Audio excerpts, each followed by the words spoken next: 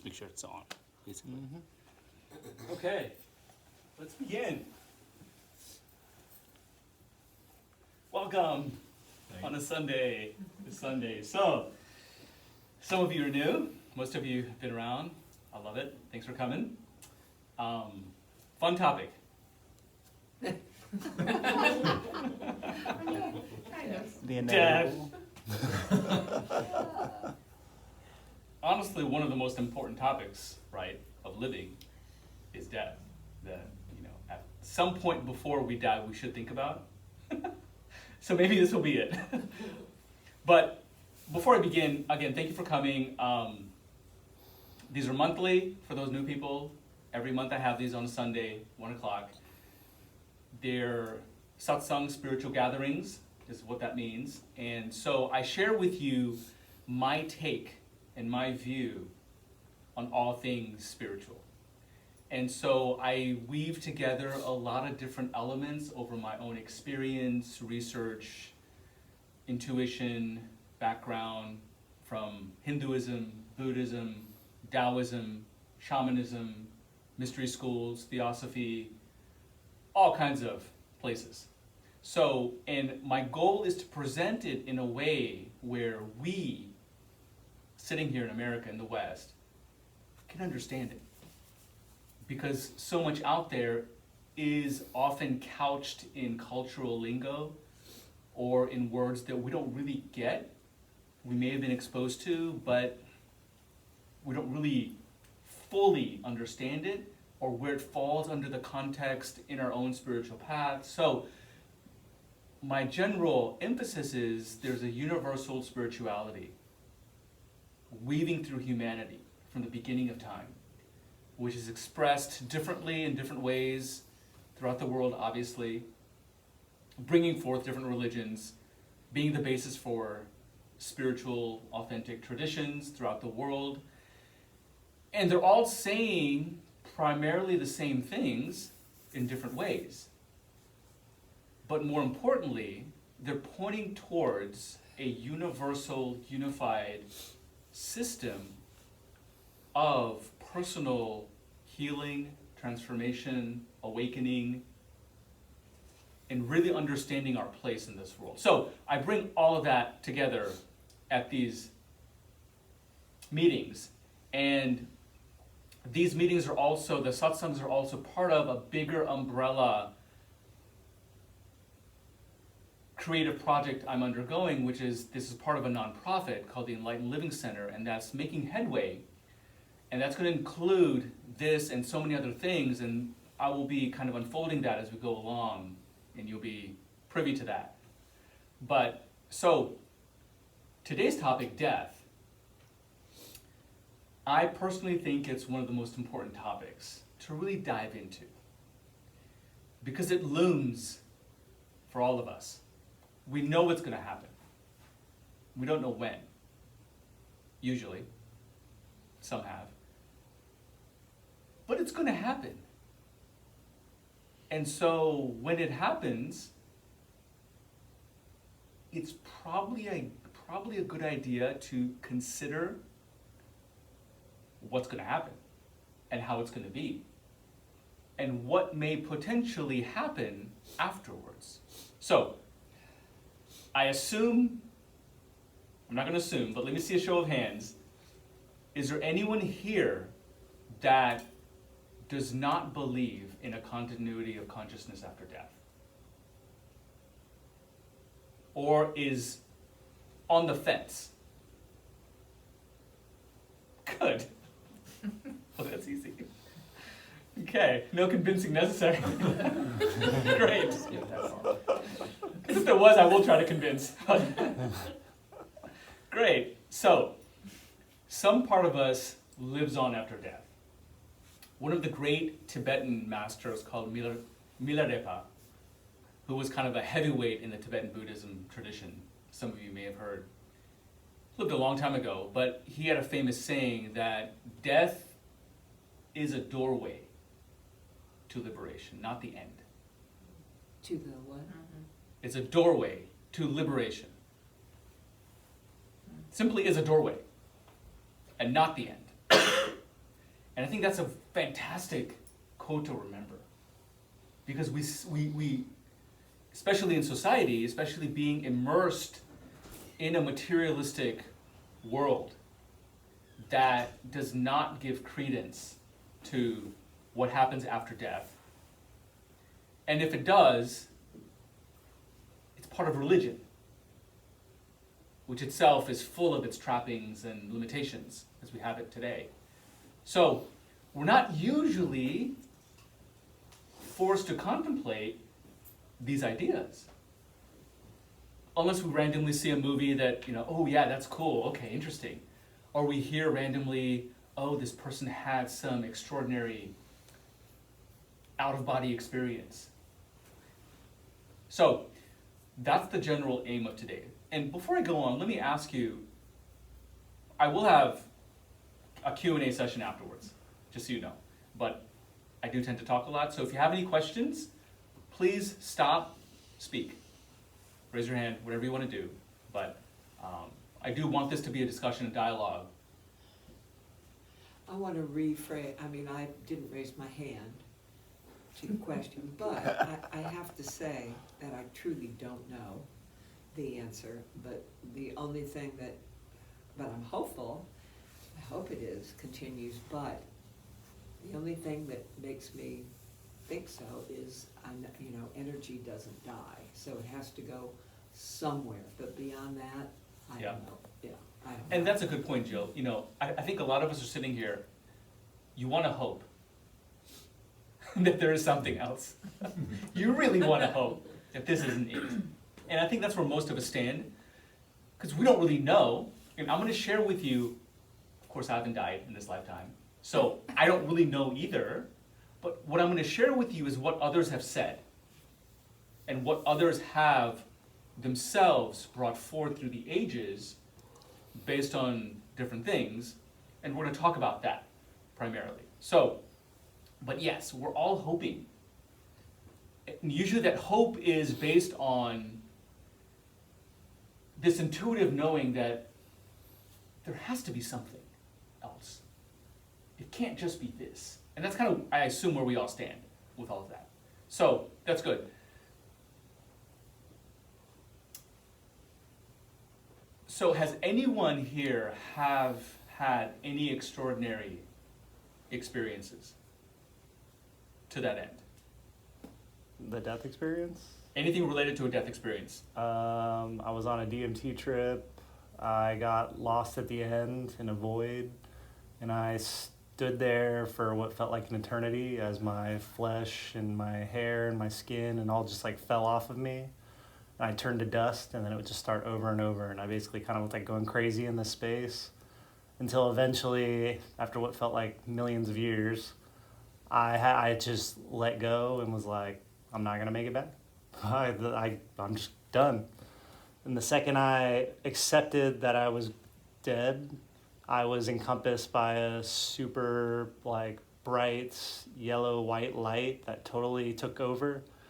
And then I went through this other side of the light, and then I was suddenly in this giant room. The Akashic Records is the best I could probably describe it as. And in that moment, I was connected to everything, knew the question to everything, I was everything. And then slowly I came back to reality. Wow. Amazing. And I'm sure that was so transformative. Probably one of the most transformative of my life, right. yeah. Right. Awesome.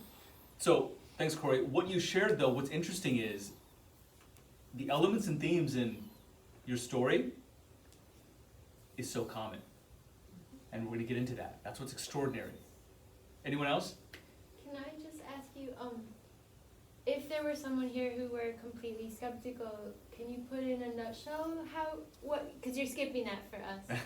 But what would you say? What would I say? Okay, what would I say? So, it comes down to, from someone's point of view who is not in this boat that we are in right now. So, if they were to start looking up on the internet or read books about it, talk to people, this idea of the hard problem of consciousness comes up.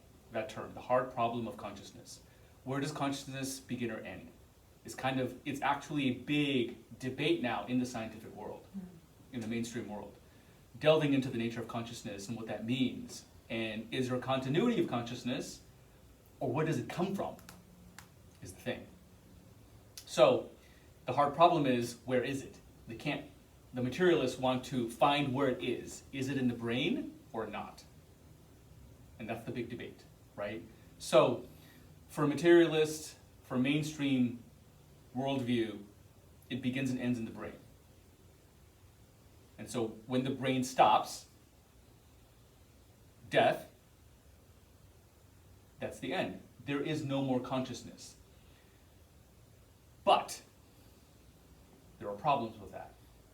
Based on numerous examples, different categories that throws a hole in that idea, that it begins and ends in the brain.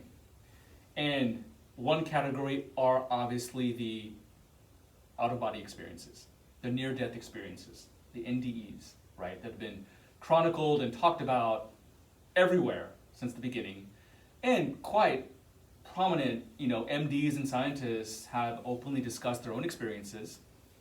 I forget the MD, but he came out with a book a number of years ago with his own experience, changing his whole view of things. So there's that phenomenon that happens, very similar to kind of your experience. Of course, people who partake in psychedelics and other things have similar experiences in that vein. But so the NDEs, the near-death experiences, the out-of-body experiences that happen, is an interesting phenomenon that can't be explained, because in those phenomenon, there are cases of people describing things that they should not know, and that's the big problem. Whether it's in surgery, under anesthesia, they can see what's happening from like a bird's eye view or whatever view. They know who's there. They then tell people, oh, this happened first, this happened second, this problem came up, when they shouldn't be able to know. Especially under anesthesia, your conscious mind is off. That's the whole thing about anesthesia, right? No pain, no consciousness. So you shouldn't know what's going on around you. Of course, you can dig deeper and go, well, maybe your sensory system picks up sounds and stuff and still register it. But it doesn't explain some of the intricate details where, like, oh yeah, in the cabinet in the corner, you pulled something out that's on the second shelf and I saw it during the surgery. Like, okay, you can't explain that. So there's that category. And then there's the idea that when we go into deep sleep, that's when, and everyone goes into deep sleep at some point, every night, hopefully. And when you do, everything turns off. All brain waves go near zero. It's not fully zero, but almost near there, right? And so that's the sleep you really want when you wake up, where it's like off and on, and you feel great, okay? That deep sleep. So that's and you're not dreaming in deep sleep. There's no conscious brain activity. There's no alpha wave, very little alpha wave, no beta, but very little theta, mainly delta waves. Deep, very slow brainwave patterns called delta waves that we know happen during deep sleep. And so the same thing, generally, scientifically, it's considered that you have no conscious recollection during deep sleep. But, again, there are numerous stories of people that do, which is unexplainable. It shouldn't happen. And what's interesting is in the Vedic Hindu tradition, they actually give that a term, being conscious in deep sleep. Susupti is a state of consciousness where you are aware and awake in deep sleep. So think about that. Right? So that's not normal. But that is a state also that is experienced in very deep meditation. Same brainwave patterns can be seen as in deep sleep. So the ancients spoke about the reality of that. And we have these phenomena and experiences that seem to point to something beyond that. And so that's kind of where I would start, where I would kind of go with someone to like let them know, look, the jury is still out, big time. And that more than likely, what we consider consciousness is not exclusive to the brain and the body, and can be beyond it, not locked, not dependent on it, which then gets into, okay, what else has consciousness? Then you get into animals and plants, matter, and we know subatomic particles seem to act sometimes in peculiar ways that almost seems like there's this consciousness to it. And that's a whole different field of physics that's playing around with all of that. So the idea that if that is the case now, if the consciousness of who we are is not just our body and mind, okay, which then means, kind of now getting back to, we're going to go here, death is not the end. But then why does it happen? It's a big question, right? So why do we have to die is the eternal question. And then what throws a loop into the whole story is when we have these mainly religious stories throughout the ages of people who don't die. What? Okay. And of course, most famous example in the West is Christ. And then in the East, of course, you have numerous stories of beings who either live much longer than they should, or don't die, or die and come back, similar to Christ. The East is littered with these stories that, of course, most Christians don't realize. But how many have read the autobiography of a yogi? Good. So, in there is a story. The author meets his teacher, Yukteswar, after he passes. There's a whole chapter on that. He's grief-stricken. His teacher, Yukteswar, has passed away, has moved on. Yukteswar appears in the room in his full form, and then goes on to describe to him what's happening to him. Here's what happened. Here's what's going to happen to you. Here's what's going on. And narrates the full journey after death that he went through and what he's dealing with. And it's a whole dialogue. Gets into detail.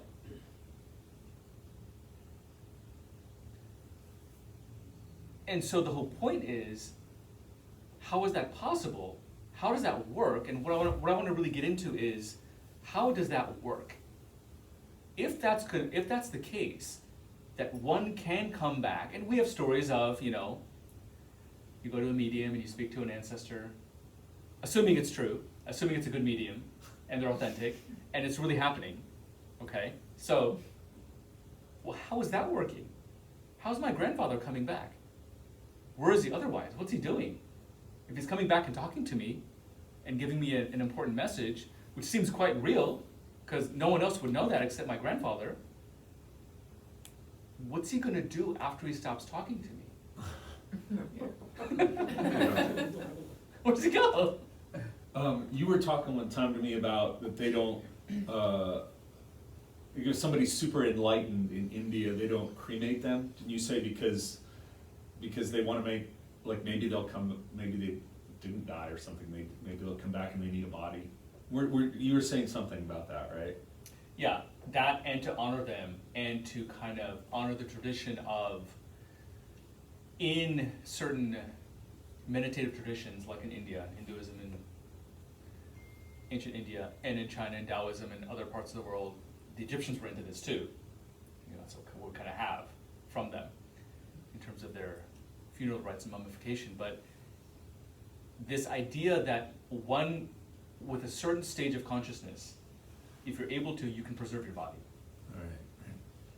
And so the body does not decay, does not go through the same decay as a normal person. And we have numerous examples of that. For example, what's her name? Saint Teresa or Saint Bernadette, I forget who, somewhere in France, whose body is still on display. Who knows about this? I've heard of this, I just can't remember who it is. Yes. I Her think body it's is still on Bernadette, display behind glass in a famous church. Yeah. She passed away hundreds of years ago. She looks like she's sleeping.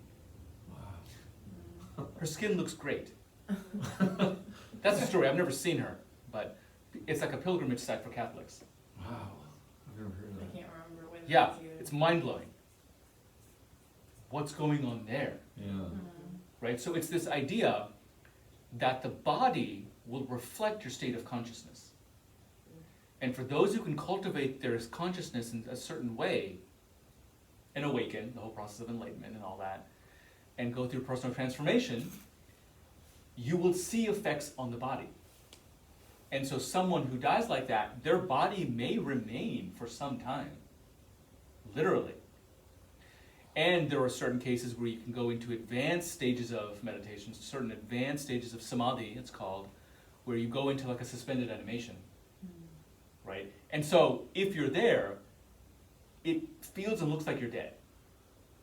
And I personally think that's where it comes from, Oh, that right. tradition, Okay. because you wouldn't know if they're really dead or not. Right. Because they feel cold to the touch, they're stiff as a board, They're not breathing. They're not right? breathing. Right. Yeah. so it looks like they're dead. And their heart rate may be completely zero, is the thing. But they're not dead.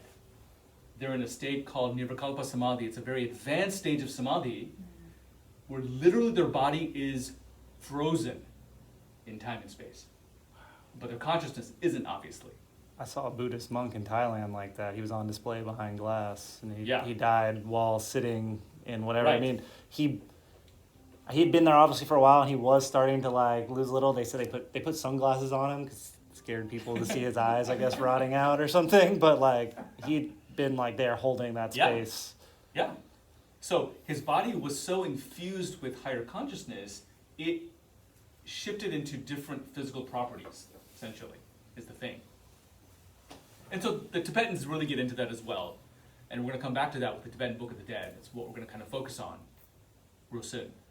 But Tibetans will get deeply into that, creating a rainbow body, different stages of that, where sometimes with different cultivation, when you die, your body goes into a blaze of light.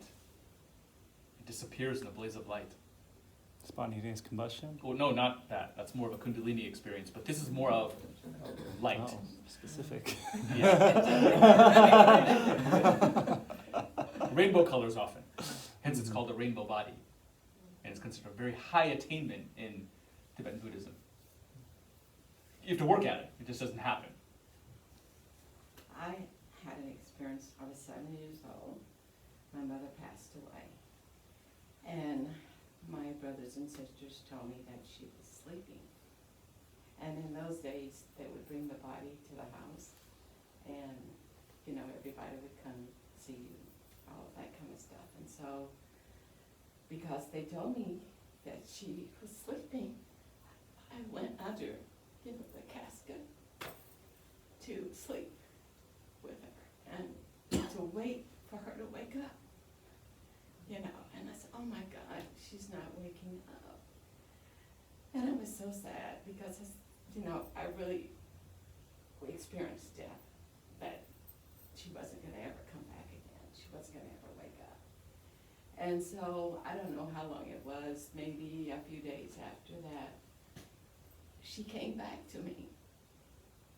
And she told me that she was okay, and not to be sad, and that I was going to be okay. And, I'm so happy that she let me know that there was life. Did you come back in a dream, or did you actually see No, her? I actually saw Wow. her. I didn't, I couldn't touch her. Yeah.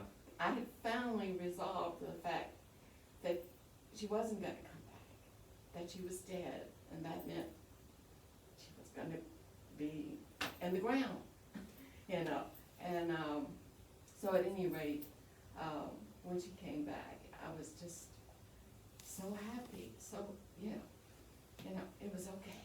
Amazing. Mhm. amazing. Beautiful story, yeah. And I think these things happen more than we realize to people all over the world, all the time. And no one ever says anything, except to a close friend or family member, you know? Or even just keeping it to yourself.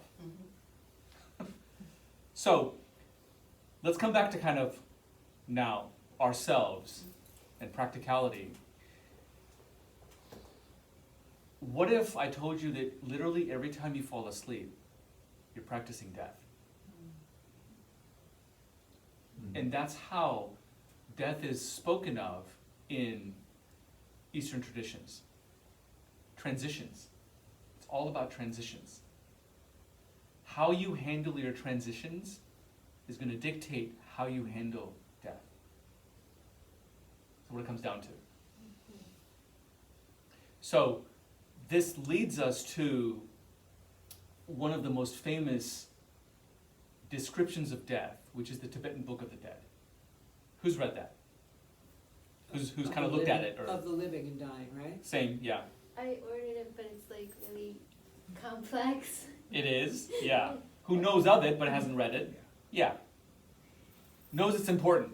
It's about death, the journey. Okay. And it's actually been so influential in the West. Carl Jung used it as a template for a lot of his psychology. Lenin literally used words in his songs from Timothy Leary's book about the Tibetan Book of the Dead. Right? So it's been massively influential. The cool story is, and I love telling these stories about some of these origin of these things because it's just so cool. Who knows how true it is, but so this being called Padmasambhava, who is considered the founder of much of Tibetan Buddhism, like around 800 AD or so, over 1,000 years ago, is when we kind of think he lived. So Padmasambhava, to one of his main students, Yeshe Sogyo, who was a woman, dictated this whole teaching of the dying process to her. And so she then took it and essentially wrote it down, transcribed it, and then hid it away for a later time, is the story. Because aside from that, it was just kind of passed on. After that, it was kind of passed on in inner circles, this whole Tibetan Book of the Dead understanding. So she hid it away in these caves. And then, almost like, I think 300 to 500 years later, this monk gets guided to find it, is the story. When he finds it, he finds what she wrote down, and then he then made it more available to people. And then in about 100 years ago, I think the author Evan Wentz, he wrote the famous book on the Tibetan Book of the Dead. He called it that after the Egyptian Book of the Dead, but it's very different than the Egyptian Book of the Dead. And the original idea, the original title of the Tibetan Book of the Dead is Bardo Todol. I didn't pronounce it right. But it basically translates into the liberation through hearing on the intermediate states. Okay? So what that means is the intermediate states are transitions. So how to gain liberation through transitions is what it really is about. Okay? Bardo means transitions. Is what that really means. And so in the Tibetan Book of the Dead, they talk about 6 bardos. 3 while we're living, 3 at death. And the 3 bardos at living are living consciousness, and then dreaming states, and then meditative states. or the three that we can experience while living. The three states and the transitions to and from out of those. The three at death are what we're going to get into, that are the heavy emphasis of the Tibetan Book of the Dead, which then really describe this process. So before I do that though, what we have to kind of review though is, for some of you who've been coming to the other ones, or some of you who are already knowledgeable about yoga or Vedanta, or the different layers of your being, the different koshas, the different sheaths, the different kayas, the different layers talked about in most traditions. Traditionally, the 5 layers in Hinduism and Buddhism that is spoken of and described becomes important, because when you get that, this will then make sense and explain the rest of it. Okay? So, just quick review. Remember, the first sheath, layer, and these layers are a model to understand ourselves, right? If we could layer ourselves into different categories, what would they be? That's what it's about. So obviously, to go through them to help you understand, well, the physical body is the first layer, the densest, most materialistic layer, sheath. The physical body, based on the food you eat, is what it's based on. Okay?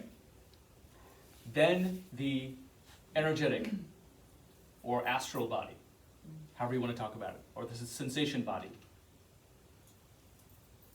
And that's the part of us that encompasses more of the emotional body, all of our emotions, all of our energy that shows up as emotions. But think of that as a body, if you will, is this idea. Is the best way to think of it. Like those Russian dolls. Inside the physical bodies, we've got this energetic, what's also called astral body. And that's also the body we dream in. We have out-of-body experiences, astral projection. It's all the same, okay? The mental body, the thought body, our mind, if you, what we think of it as the mind, that's the mental body in this model, right? Easy so far. First 3, very understandable, okay? The first 3 are how we're interacting right now as we speak, what you're conscious of, okay? That's what we really consider ourselves, our apparent functional selves that we're in touch with. We have thoughts, we have sensations, we have our body, okay? The 4th layer, the causal body is a term. Subconscious, if you will. Subconscious, unconscious. The stuff you can't get in touch with, that's there. Okay? This is where we hold all of our stuff, if you will. Our karma, our trauma, our issues, the seeds of our habits. They're called samskaras in Hinduism. The seeds from which all of our programming and habits and way we do things arise, which those seeds are literally manifestations of our deeper karma. So it all kind of weaves back. You follow so far? Okay, so that layer is mostly invisible to us. Would some call that the subconscious? Yes, Okay. yeah, All right. subconscious. In psychology, that's the subconscious. All right, cool. Yeah. Okay? 5th layer. The spiritual body. It's generally how it's described. The bliss body, the spiritual body. That's the part of us that most humans never get in touch with, except in a soft whisper or intuitive hit. But in deep sleep, that's what predominates. In the deepest meditations, that's the source of our, what's called pure awareness in meditation. That's the source of our observer, our witness. You follow?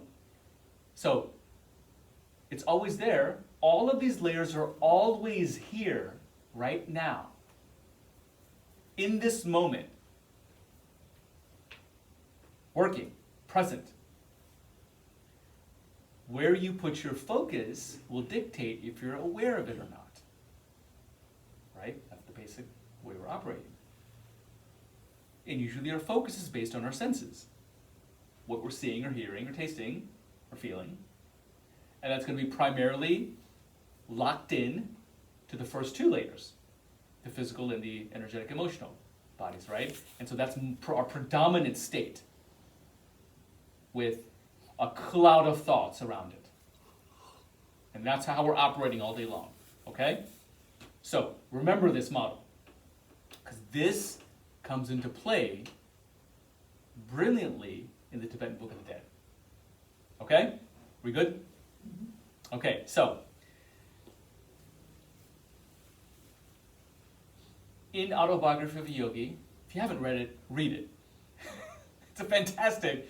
The Autobiography of a Yogi, along with probably the Tibetan Book of the Dead, were probably two of the monumental spiritual books that dramatically affected spirituality in the West.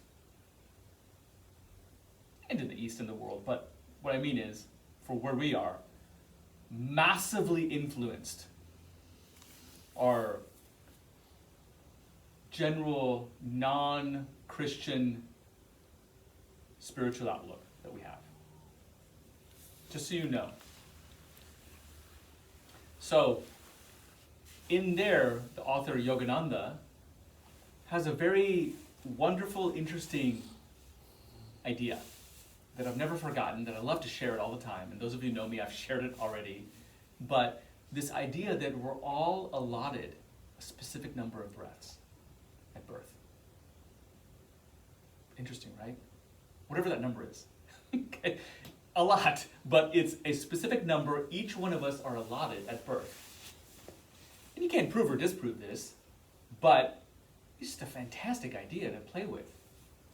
And that once you reach 0, that's it. No matter what you're doing, that's it. Your karma will find a way to stop. And the death process will ensue. What's interesting is, okay, so this means we should conserve our breathing, right? Pretty slow. Breathe slow, right? Well, guess what? What's the first thing you learn when you learn yoga, meditation, tai chi, qigong? Slow your breath. Interesting. Is there something to that? Well, yeah. Isn't That's it why. like turtles, the animals who live the longest have the Yeah. slowest breathing? Exactly. And again, like kind of getting back to fun side tangent that we talked about, in a very advanced stage of samadhi, like I talked about, your breath is still. You stop breathing. If you can imagine that. You're bringing in vitality and prana in different ways is what's happening, not through the respiratory system anymore. It's coming through the skin and the chakras is how it's talked about. But the point is, you're not breathing, and therefore, you literally are in suspended animation. And in the ancient stories, they would talk about this like it was like, yeah, it happens all the time. And this being goes into samadhi for 10 years. So he's just sitting there meditating in his cave for 10 years. Then he comes out of it and does his thing. So it's this common motif you find of these advanced sages and gods and beings who are doing this all the time, especially in India. So the point is, the breath plays a significant role in this. So what I suggest is, look, exercise, so you're breathing a lot and exercise, but what happens when you're done exercising? Your breath rate actually slows down in general, you see? So one little hack to health and longevity is find ways to breathe slower. Which doesn't mean holding your breath. Okay. Quick side tangent. Yes, in the yoga systems, there is the idea of holding the breath. Breath retention. right? Who knows? Who's been? Yeah. Okay, so why are we learning that? Why do they teach that? What's the point of what's called kumbhaka, conscious, effortless breath retention? Why?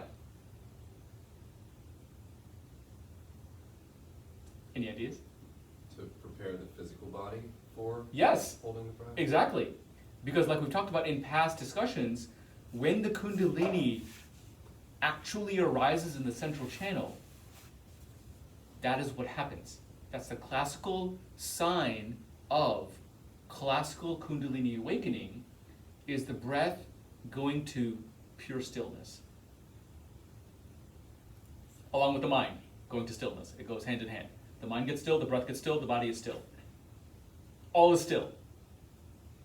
Which then opens the door for the divine energy of kundalini to then truly do its thing. You see?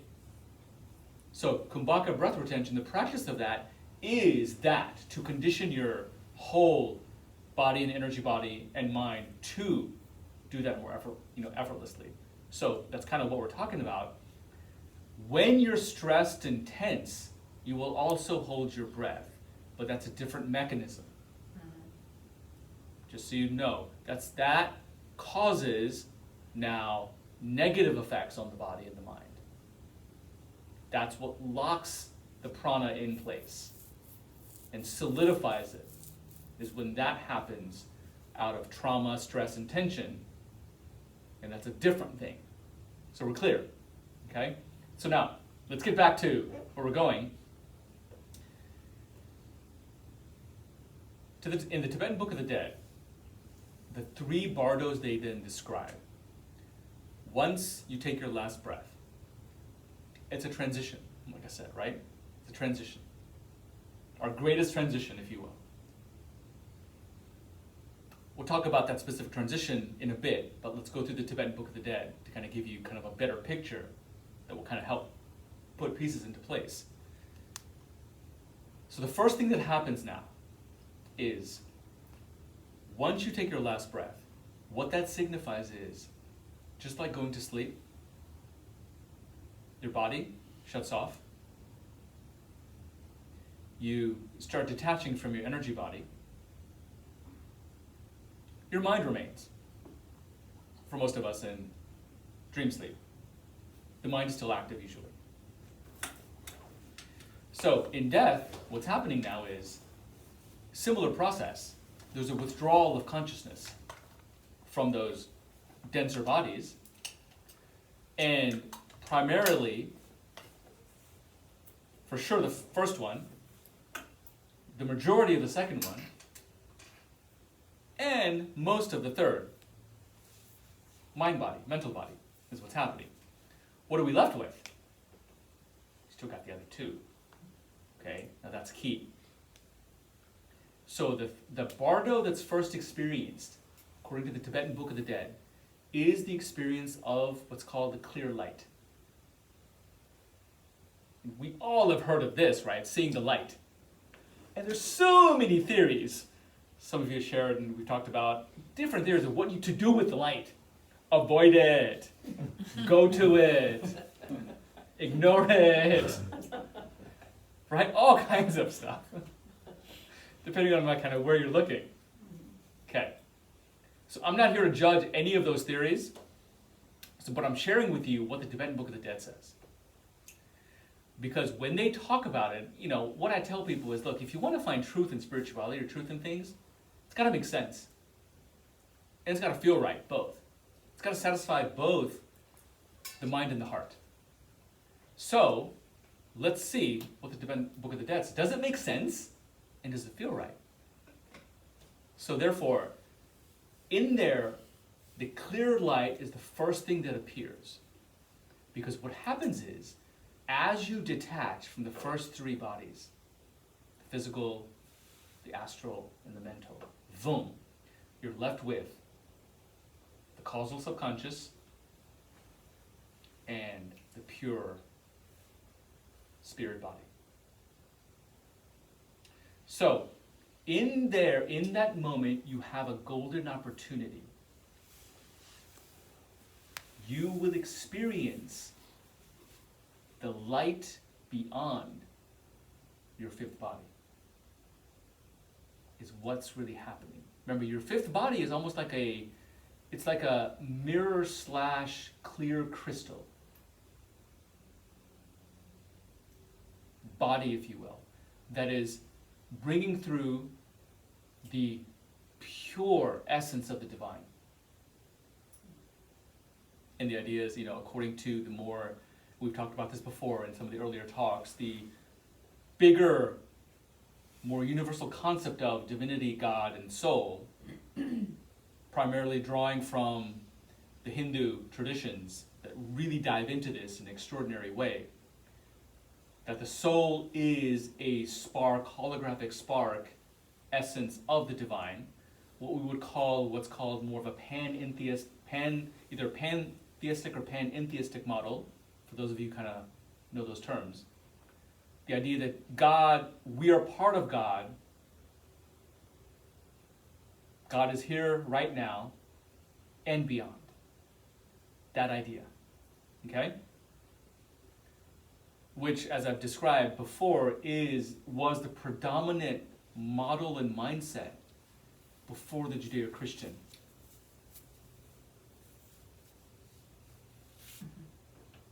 Times. Okay? All over the world. You can find it everywhere you go. That was the predominant mindset and model. Therefore, this is what this model is also based on. The fifth body is a clear expression of all that is. So it's almost, if you can imagine, a localization that is our true essence. Okay?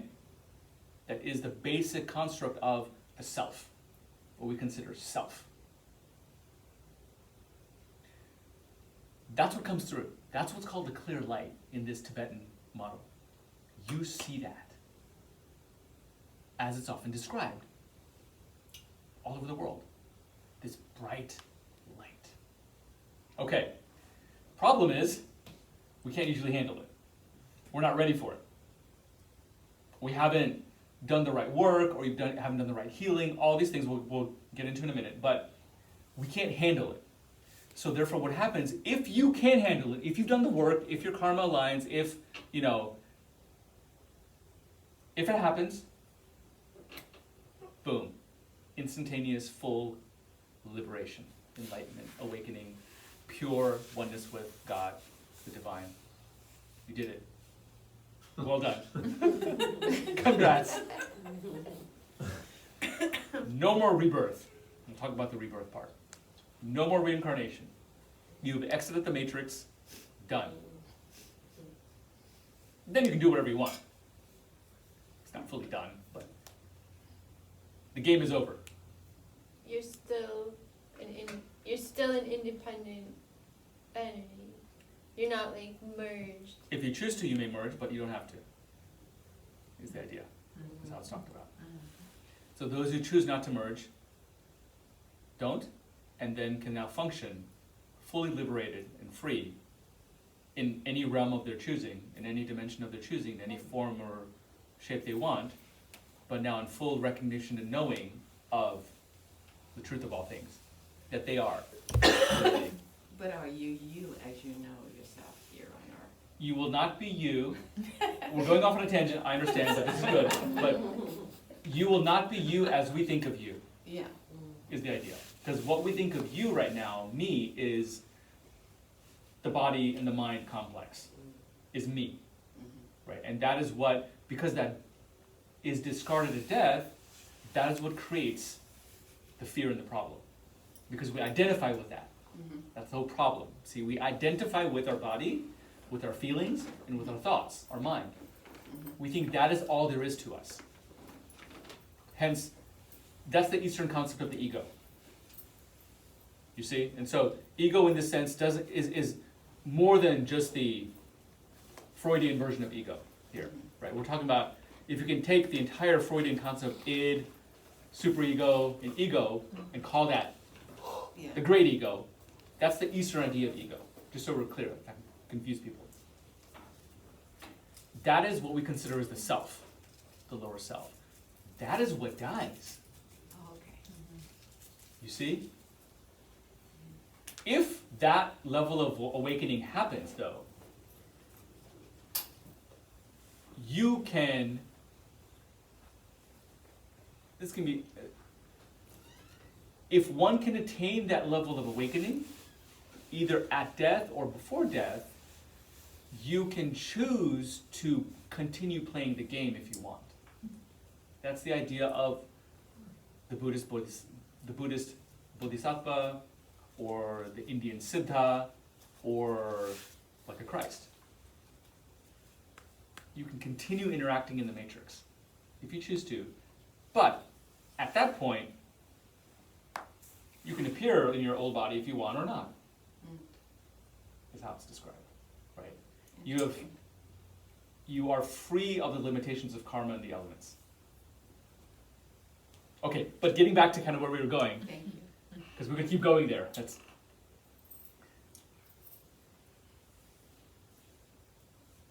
If you miss that chance, and 99.9% of human beings miss that chance, okay? Every time. What happens is, you get the secondary light.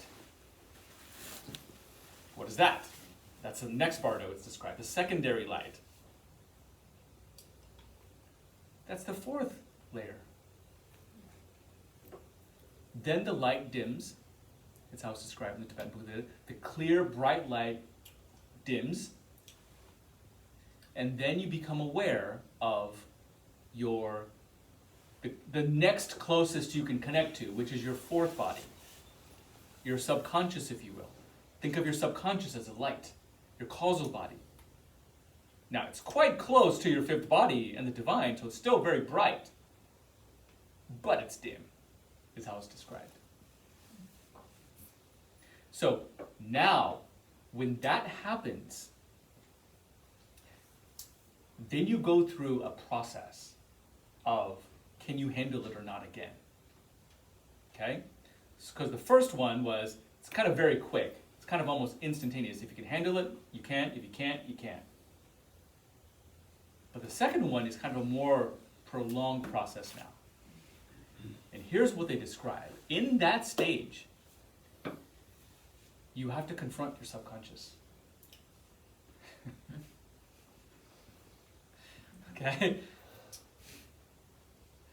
Which means, now, it's everything you haven't dealt with yet.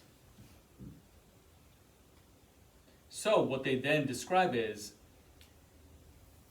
you get to experience 14 deities. They call them deities. They're really aspects of your subconscious that come to you. But they come to you now as beings. Because you can't hold the entirety of the light now coalesces into formations that you can recognize. Okay? And the first 7 are considered helpful, but beneficial deities. All the good parts of you come forth. Yes? In this state, are you dead or are you alive? That's a good question. I mean, when they come back. It to you, depends that's- again how we define both. Yeah. Yeah. So, what we're really talking about is ultimately there is no end. So if death for you is ending, it's not that.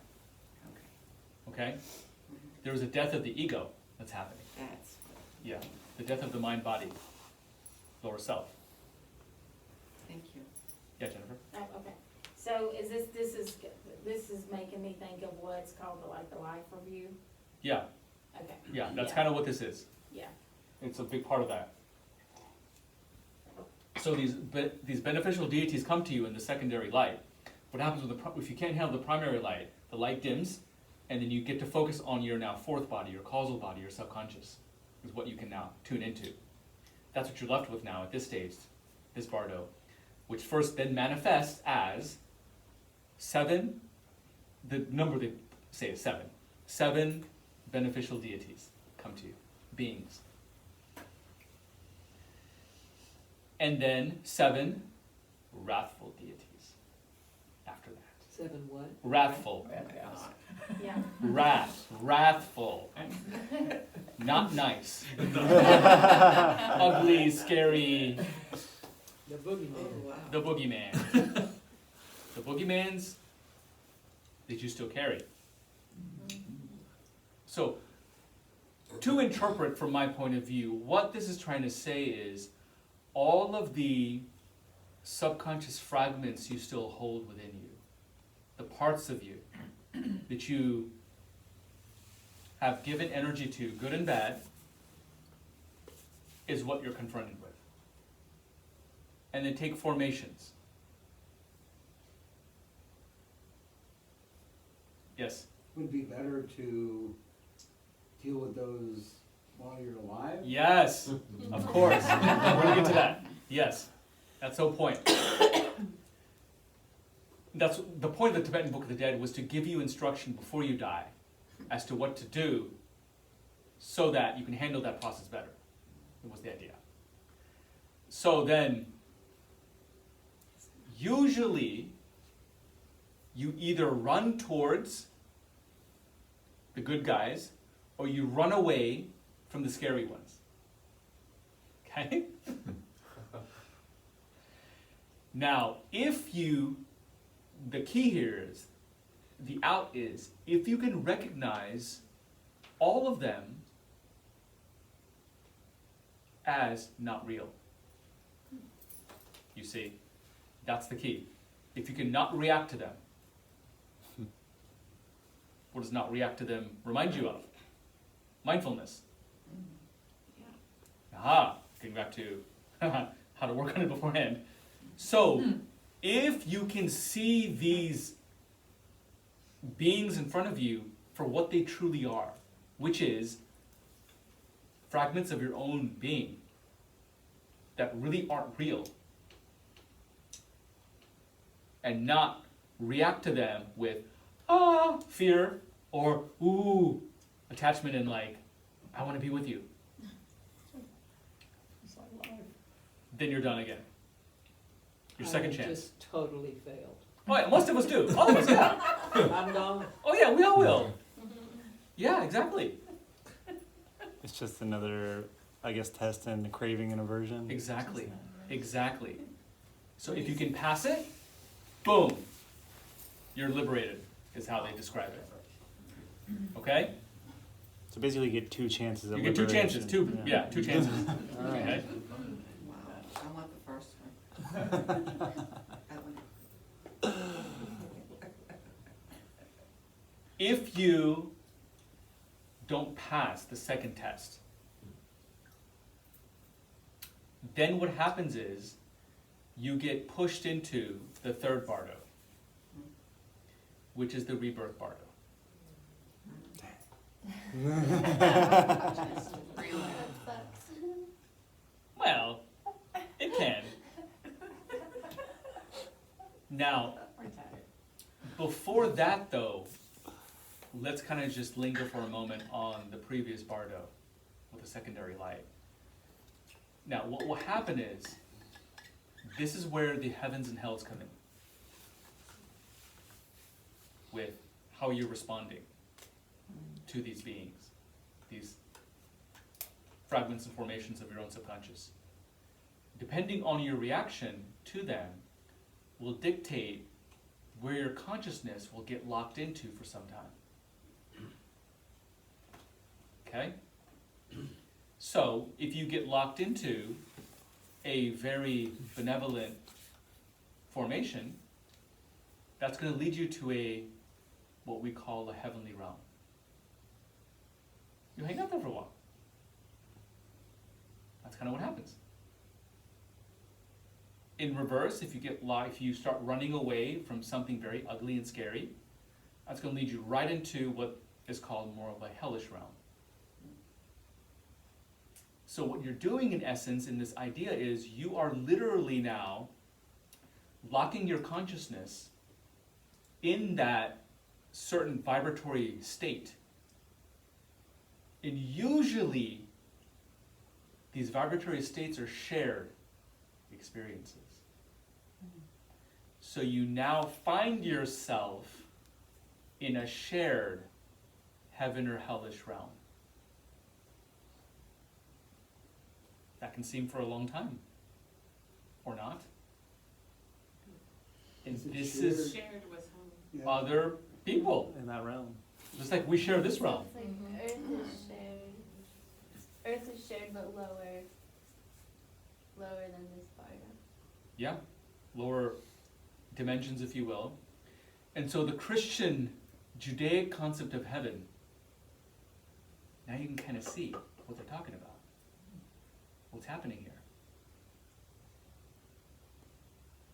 What's the idea? Your love and faith in Christ will lead you to Christ's heaven. They literally tell you what they're doing. They're going to go be with Christ as God the Father forever. That's the goal. The Tibetan Book of the Dead is saying, well, here's what's really happening.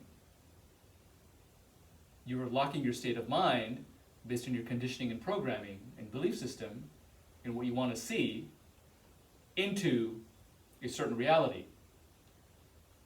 That feels and seems real for as long as it will for you, depending on your karma and how much energy you have with it. But then when you run out, when the time is over, then you drop into the third bardo. And that's the bardo of rebirth. And how they describe it then is, once you're ready for that, you are presented with an overview of all the different realms of existence in the cosmos. And this is kind of where the cosmology of the ancient world kind of comes in, which I'm not going to get into so much, it's not the point of today, but it's so fascinating and cool. Where there are different tiers of existence for different sentient beings based on their level of awakening and their attachment to materialism. And so the earth being in the middle is the idea, and above us being lower heavens, middle heavens, higher heavens, below us being denser realms, denser realms, and even densest realms. And so the body you take will kind of dictate where you can hang out for future lifetimes, whether it's more of a human body again, animal body, a lower god body, a higher god body, a hellish dark realm body is how they describe it.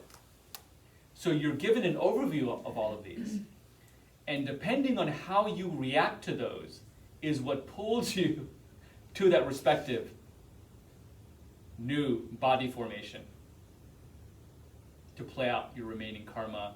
Because remember, what you're still holding in your fourth body is what you still got, right? That's what you're playing with now. That's what carries over. That's what carries over, you see? So the reincarnation rebirth model is the idea that the first three bodies are reborn. You follow? That's the continuity. The fourth and fifth don't get reborn in the same way. They also will eventually perish, but not like the first three that get like recycled every time almost. You follow? Make sense? Yeah. And so depending on how you react to those different realms as you're presented them will dictate kind of where you're pushed to. What if you get it together and you got equanimity at that part? Well, if you get to that bardo, You've already ruined it. then it's about being reborn in the highest realm Mm-hmm. by that. Because then you want to be reborn in kind of like a godlike body in a really nice place where there's a lot less suffering. It's kind of what you want. It's kind of how they describe it. So like, shoot for that. Go for that. Is the But it's idea. not based on your back. Well, of course. Yeah, the past lives is what will also kind of pull you to where you find yourself focused. You see, it's not as easy as, oh, I want that. Yeah. Yeah. It's not as easy as that. And you can't skip anything. Yeah, It sounds like your unprocessed stuff is the Yeah. magnet. That's- Yeah. Yeah. So, Exactly. Okay, all right. exactly. I like yours. So Is there suffering at all of the levels though? Or is your response to suffering evolved at all of the levels? both. So the idea is that in our middle realm, the earth realms, and describe them as like earth realms plural, not just one earth. Okay? But planets like Earth, there's a mixture of high spirituality and dense materiality. It's meant to be both. Okay? So in other words, a mixture of heavenly and hellish states of mind is the That idea. makes sense when you think about it all. Yeah, it makes sense. And depending on how when you bring in the concept of the yugas, the cyclical ages of civilization and earth will dictate what will predominate. If there's more light spirituality or more heaviness and darkness is the idea. So in the Kali Yuga, our present age, there's much more heaviness to contend with. And so But- at this time, the physical body is not existing. Which time? You know, you've seen the light, you decide. Oh, the physical body is rotting. That's On what, Earth. so Oh, yeah. that part. Oh yeah, it's gone. Yeah. Yeah. At least Yeah, I that just one. wanted Yeah. to make It's sure. either rotting or it's returned to nature or Yeah, yeah. you Thank know, you. I needed to preserved know in a that. mausoleum or whatever you want to do with it. Mhm. The Zoroastrians, Parsis in India, you know, they put their bodies for the carrion birds. You guys know that? Yeah. Yeah. The dense version that you're talking about, does that tend to be more materialistic? I mean, are those equal or dense? Yeah, is so much the other- dense in this idea, the way they describe it in, for example, the Vedas and the Buddhist literature is in planetary systems where density reigns supreme. That means you are the farthest away from any spiritual inkling Mm. and awareness. The divinity is dim. It's fully shrouded by density and darkness. So they describe beings living there, say for example, imagine a full machine planet, machine AI robotic planet, where all your needs are met. Beings are just kind of lounging in these like sofas of luxury for hundreds of years. That idea, you know, getting fed by these tubes and they're just in these virtual realms and realities, just playing out these passions and desires, and that's how they describe the densest realms. Fully cut off. Does that make sense? Like what you're saying, it, like the densest rounds are the ones where you're being, basically,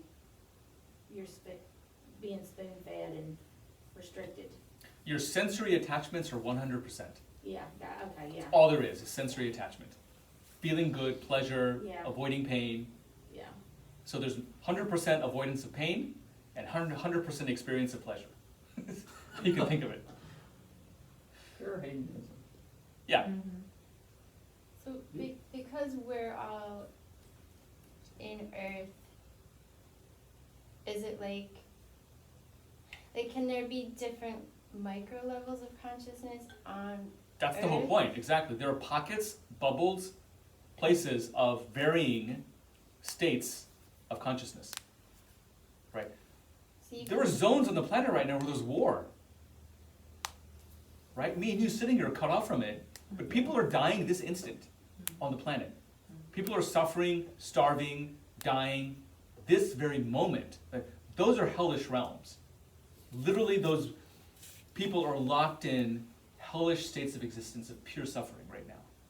Right? People enslaved, go on and on. But then there's people here who you can observe they have like this amazing life and they're super happy. Exactly. They- Exactly. Billionaire. they Exactly. chose that from, Well, then you're getting into karma and how karma is playing out for that person, you know, and based on kind of what they're allowed to experience, what they have brought forth, and what they do with it. Because in spite of wherever you are, the idea is you have an opportunity in every transition, right? Back to transitions. Every transition gives you an opportunity to transform. Okay, I got a question. In those states of transformation, what's working? Is it your mind? Or is it your spiritual essence? Tell me what you have in mind when you say those states of transformation. Okay, when you talk about the 7 stages after, and experiencing the, whatever said, I can't remember all of them, but I just wanna know what's working for me to understand that I'm going through it. Is it my mind? You have your awareness. So you My have awareness would have to be my your mind. observer self, the part of you that's there right now, that is observing neutrally. But is that my mind or No, just that's my- not your mind, that's beyond the mind. Because Okay. when you're in more advanced meditation, when you cultivate meditation, that's what is still there. When the mind is still quiet, Mhm. this is proof of what I'm saying, because you can be in a state of awareness when there's no thought. Thank you. Yeah. Okay. When the body is still, there's no sensation, the energy body has become still, there's no movement of prana, your mind is still, but you're aware. Yes, That, I understand. okay, that is what remains and is there through this, all these bardos and through That's death. the traveler. That's the traveler. Yeah, that's the traveler. That is observing the travel, because that Okay. itself does not travel. Okay, yeah, okay, that's the, yeah. Yeah. So I got a question, the way you're describing like the pockets on Earth of the different levels of what's going on, this really does mimic the as above, so below. What you're describing beyond the physical, it's the same, right? Right. Yeah, Imagine a pocket of wonderfulness. You've got this beautiful, wonderful family living in a farm, all their needs met, you know, self-sustaining, and they're happy, they're doing their purpose. Imagine a planet like that, yeah. a real utopia is what we imagine, right? That's kind of what we're talking about. Imagine what's happening in a part of the world right now where people are suffering and dying. Imagine a whole planet like that. That's kind of what we're talking about in terms of. And there are different bodies that can be more attuned to that, is also the thing. So there are bodies who are more attuned to pleasure, bodies more attuned to pain, bodies that are more attuned to and locked into instinct and habit. Like, think about the difference between an animal body and a human body. Regardless of what type of animal, the animal, maybe except for certain higher animals, like dolphins and elephants, possibly, but most animals are locked into instinct. They don't have the brain capacity to shift out of what they're doing in the ways we do, right?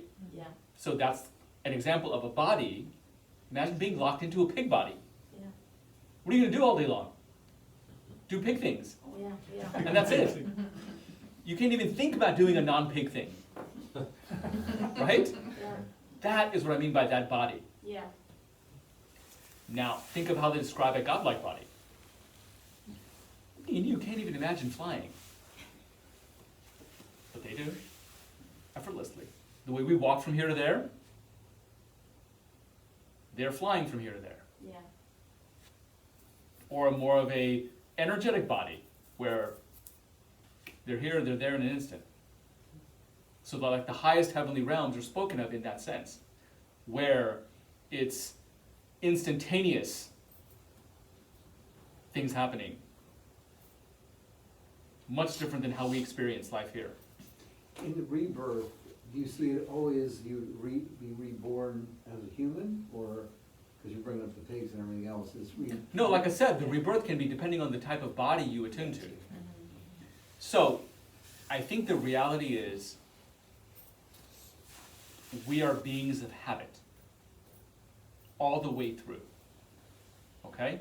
So once you're human, I think you tend to stay human for a while because you like being human and you get used to being human. Okay? Having a human body. So you keep coming back as a human body. But then you hear stories in some of the ancient writings where they really screwed up and they came back as a pig. So there's this inference, this implication that, yeah, crossover happens. But it's usually due to something dramatic and drastic that you end up human coming back as an animal, being demoted, if you will, is the idea, Is or that just being Hindu? promoted. I know Hinduism has that. Or other religions have that same kind of thing where you come back or potentially switch over like that? Yeah, Hinduism and Buddhism has it. Buddhism. Yeah. So when you were talking about, I guess the Bardos, you were talking about this was the 14, right, the 14. Deities. The Yeah, good ones yeah, and yeah. the deities. Yeah, so, and then, you have the first 7 and then the second 7, and you talked about the consciousness collectives within those groups, and that people would go to the good ones, and it would be collective experiences with other people, right? Right, okay. Yeah. Okay, so that's kind of basically like what we do on Earth too. We're doing it in those sets of realms too, right? That's what I meant by the as above, so below. On the other side, we're going in collectives with other people based on. Right. Yeah. Yeah, same thing. Yeah, same thing. Same thing that Okay, happens. Yeah, Right. And so Us being here today, exactly. right? We're all part of the same. Exactly. And so the idea is you are always on the journey it never ends. in every instance. It's a continuous collection of transitions you're going through, Yeah. one after another, one after another. And in every transition, you have an opportunity to shift it, Yeah. to transform it. So what do I mean by that? Now this gets into what can we do practically? Okay, so great, we get the story, wonderful. Okay, but the problem is, with your last breath, you can't usually force or control these things. It's too late. Things are gonna happen like this, boom, boom, boom, boom, boom. You will end up reacting the way you react based on the way you've lived. You follow? It's like a mirror. Yeah. So, therefore, how are you living now? Again, the key theme with the Tibetan Book of the Dead is, how do you handle your transitions? What that means is, every time you shift your consciousness, every time you shift from focusing on something to something else, every time you shift that space in between one feeling to another feeling, one thought to another thought, doing something to doing something else, that space, what are you doing in that space? Specifically, are you able to detach from the previous moment? Are you able to enter the next moment clear and present? No. Depends on the situation, right? Depends on how intense whatever's happening, but that is the practice. Thank you for How do we improve that? Again, this is where the whole world of cultivating mindfulness comes in. The Tibetan Book of the Dead is based on Tibetan Buddhism. Padmasambhava, that being, the founder of Tibetan Buddhism, is considered an extension of the Buddha. What did the Buddha teach? Mindfulness. Why? To help with transitions. So that you may die well. Yeah. And have the opportunities that you need to when they're available. So every moment is a practice of the death experience, is a way to think of it. Every time you go to sleep, every time you wake up, how are you doing? When you go from not being angry to not being angry, how'd that go? How'd you do? This is what it comes down to. This is it. Can you be nice angry? How's it supposed to go? Good question. Because I was gonna say seamlessly. 'Cause So remember, it's about transitions. It's not about the feelings. It's not about the thoughts. There's a big clue there, right? It's not about your body. It's not about those layers we've talked about. It's about moving from one to the other. That's what I mean by transitions. Moving from one to the other. Moving from thought to feeling to sensation, back and forth. What keeps you from moving? Effortlessly, in the flow. What's the problem? What keeps us from doing that? Blockages. Attachment. Yes, our attachments. Specifically, the teaching of mindfulness says craving and aversion. How are you reacting to discomfort? How are you reacting to comfort? Pleasure and pain. How are you handling pleasure and pain? That's it. That's it. Can you find that neutral space within you in the midst of your transitions? That's the key. That's how it should be. Can you stay in touch with that neutral observer in every transition? That's the Holy Grail, obviously. That's what any practice that cultivates the essence of mindfulness, improving your craving and aversions, improving how you're handling your craving and aversion, will change how you handle transitions so that you can be in the flow and be able to let go of the previous moment, embrace the next. Again and again and again and again and again, until it becomes just one continuous stream of moments. Is like the big picture.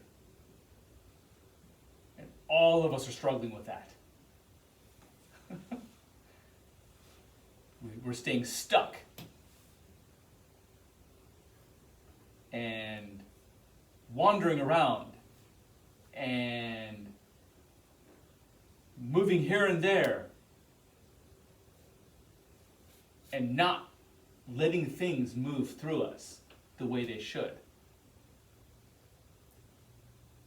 That is what will happen once we enter the death process.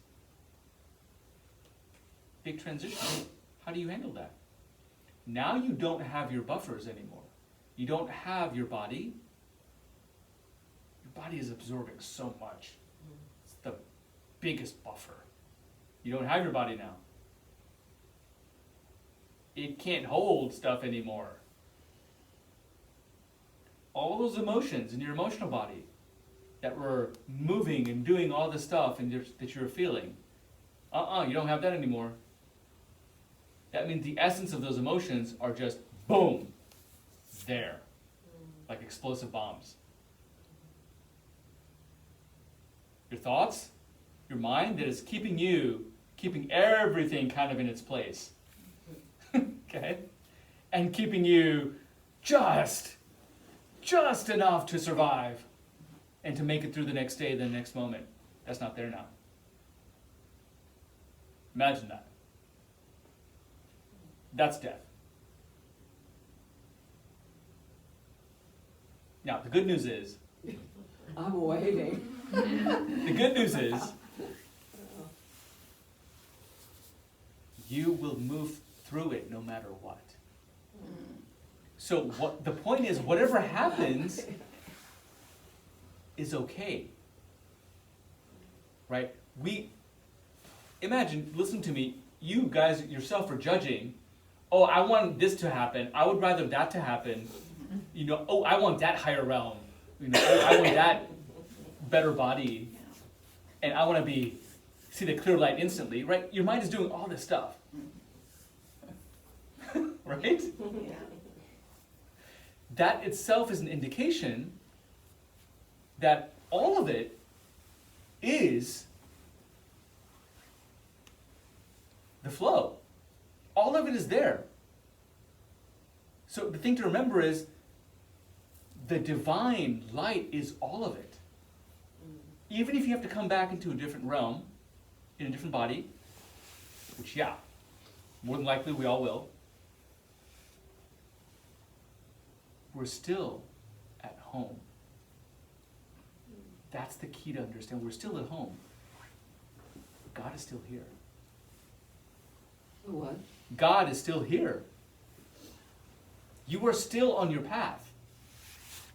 You can't help but be on your path.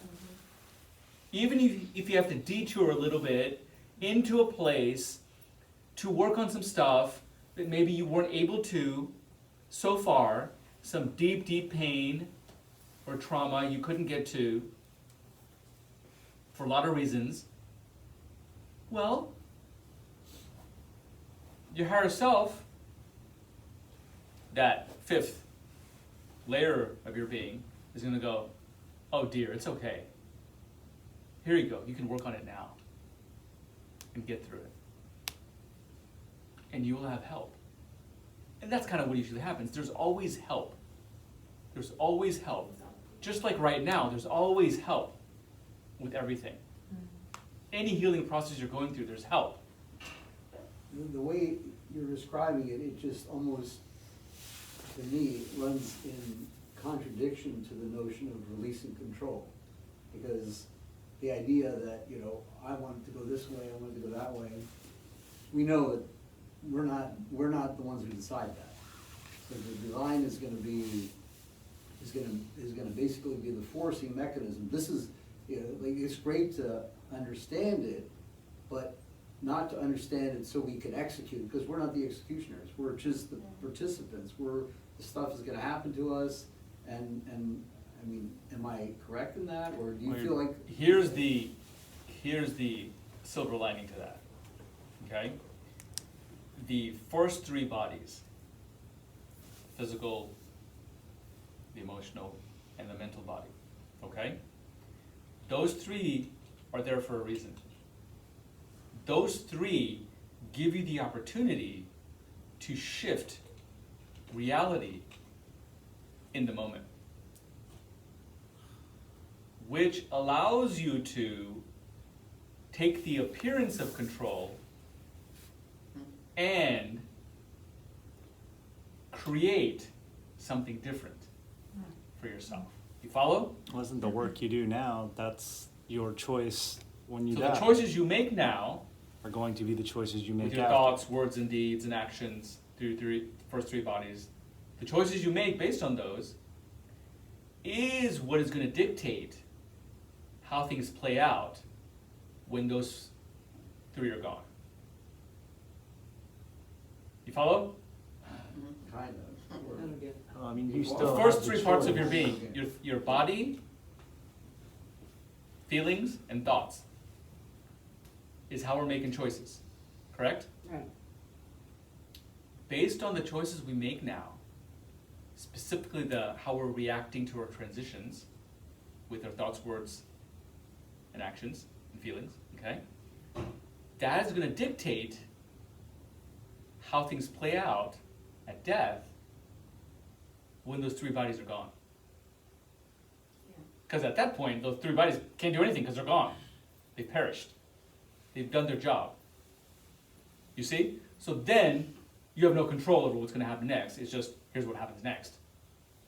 Based on kind of what you've already done and the foundation you've laid already in the time you've had in your body with your mind and feelings. Right, that's the scary part, because that's the unknown, right? Well, no, that's what you know. No, we don't have the things we know, which is the body, the thoughts, and the feelings. No, right now you do. Right now, but I'm talking about after they're gone, Yeah. that's sort of the scary part. Well, right? it's not Because the scary unknown. if you fully embrace what you're doing now and accept it, because that's what you're going to have then. Right, so my question is, what is the very best book on aversion and clinging? It's not written yet. Yeah. Not No, really. there are fantastic books out there on mindfulness, Yeah, no, right? But books aren't going to solve it for you. You have to practice. And you've practiced this, Jill. You have to practice in the moment, observing. So, a Buddhist teacher came up with this idea that I like: rest. Recognize what's happening. What are you feeling right now? What are your thoughts? Can you recognize it at least? It's the first step. What's going on? I'm angry. I'm feeling this. I have these thoughts. I'm scared. Okay? Recognize. Then can you embrace it? Okay, I'm gonna let myself feel that. Okay, I am that right now. Fine. Okay, that's what I'm feeling. That's what I'm going through. I'm stressed. Okay. I'm worried. Can you embrace it without trying to push it aside, ignore it? Okay? All this is basic mindfulness. Okay? That's the big work, recognizing it and embracing it. We spend so much time, that's the practice, the first stage of all this, right? And then But S. don't we fall into embracing with the intention of it going away? Right, and that's what you shouldn't do, but that's the practice of embracing it, how to properly embrace it. Not to make it go away or not to make it stay there. But it can go away just from embracing it Yes. at the same time. So it's, Well, here's why it can go away, because then, if you can embrace it properly, then you can see it properly. You can't see it properly, the situation, whatever's happening, whatever you're feeling, if you are reacting, resisting it, Yeah. or attaching to it. You follow? yeah, good point. Then if you can get to the stage of seeing it clearly, your situation, your feeling, your whatever's happening, then you can transform. Oh, S is for C See, yeah. and then trans. T is for transform. What is that? The transformation happens when you see it properly, you can identify with the seer, the observer. Who's seeing? Who's seeing? The observer. Right. But stabilizing and connecting with the observer. From the observer's point of view, can you see what you're going through, your feelings, your thoughts, your sensations, your situation, right? That you've properly embraced, which means you're allowing. Embracing also means allowing. You recognize that what's happening, you're allowing it. Once it happens, then you can see clearly. If that can happen, then the transformation happens. In the transitions. Where now you are coming from the point of view of the observer, who is always there now. Then, whatever you recognized in the beginning and what you see is allowed to move through and finally transform and do its thing. The anger becomes something else. The fear becomes something else. The grief becomes something else. So the aversion is just the resistance Yeah, to it's always what resistance. is. Yeah. We need things to, the transition lets things transform into their true nature. Aha.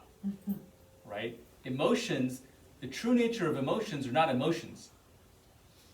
The true nature of emotions is pure, neutral vitality, prana, chi. That's the true nature of, the true nature of anything in the first three bodies is that. pure, neutral prana, universal prana, moving through us, coming from our higher bodies, moving through. So another way of thinking of it, the divine energy percolating down from the fifth body through the subconscious, gets to the mind. When it gets to the mind, then it takes the form of thoughts. Percolates down. When it gets to the emotional body, it takes the form of emotions. Percolates down. When it gets to the physical body, it takes now physical form. Raw sensations, things like that. None of that are the true nature. The true nature of thoughts, feelings, and sensations is pure, neutral, vital force. So the Do you get role- that? Thanks. So the role of the observer is to prepare for the next life, To observe. to observe, and also the observer's not making any kind of choices or anything. The observer doesn't choose. When you're 2 months old, and when you were 10 years old to 20 years old, it's doing the same thing. The observer wasn't making any choices. No. Your mind was making choices, you know, and your body was making choices, and you know. But the observer is just awareness. Another name for observer is pure awareness. It is simply aware. That is its state. That's all it does. Doesn't go anywhere, doesn't do anything, it's just aware. It's like neutral, like the prana. The quality of awareness is neutrality. Yeah. Yes. And awareness moves through awareness. The awareness is present to the movement of the elements throughout reality. It's kind of that's the fundamental understanding. The elements form into energy and matter. Right? We have energy, matter. That's all we're dealing with, right? That is based on the formation of elements. So is this observer, is this similar to Purusha? Or is this different? Purusha is a Hindu, it's drawn from one of the Hindu philosophies, Samkhya, which designates reality into Purusha and Prakriti, right? So Prakriti is nature, material reality. Purusha is the consciousness behind that. So it's like the mind to the body, in essence, right? So in this idea, the Purusha in the Sankhya is a manifestation of the ultimate reality. You see? So the ultimate reality,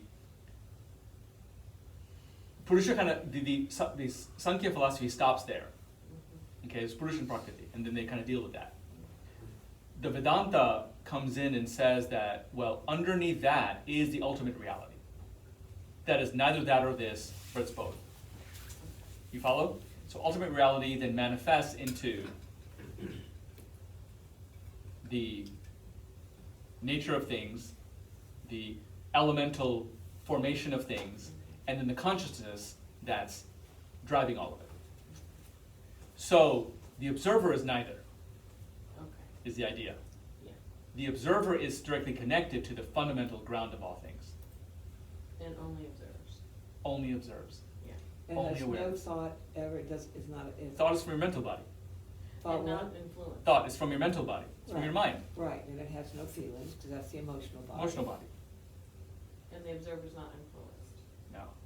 Yeah. So if What- you what is that? live It's not according to influenced. all of this, does it mean that you really don't have emotional highs, emotional lows, because you're acting as an observer, you're neutral, so you're not letting yourself, go off the handle in one hand and the other hand having just exuberant highs because your emotions are running crazy. I would guess. Is that accurate to say that you're? I would say that if you have an emotional high, it moves through you the way it should. And so when the high finally drops, you're as fine with it as when it was high versus not even there. But you have no attachment, so you know it's gonna go away. Yeah. Nothing lasts forever. So you When enjoy it goes while it's away, high. Go on to the next thing. When you're high, you're like gleeful and dancing for joy. Yeah. And then when the moment's passed, okay, it's done. What's next? What's next? And That's the kind of how it transition. looks. That's the transition you're talking about. That's transition. That sounds like enlightenment to me. Well, yeah, exactly. That's the ultimate goal for all of us. Right. You see? Yeah. And remember, we're not trying to reach enlightenment. We're just trying to remove ignorance. It's a famous quote, right? That's all we're trying to do is take the cover off. We just have too many covers. Covers and pillows and covers and sheets and like, we have no idea what's on the bottom, except for maybe a little pocket of light shining through here and there. And think of it that way, right? So it's just a matter of taking those off. Can you take those off? Those layers of our being are those covers. Those are what's covering our true light, if you will. That clear light that shines forth for a moment at death. That's that. That's with no covers. That's ego, right? Which one? The covers. Covers, yes. Personality, Yeah. ego. Personality, ego, right? The Karma. mind-body complex, who we think of as ourselves, right? That's what we're dealing with. The key is not to identify with that. The mistake we make is we believe we are our thoughts. We believe we are our feelings. I am angry. Good for you. I am scared. Okay. I am not worthy. Right? All these basic things we know.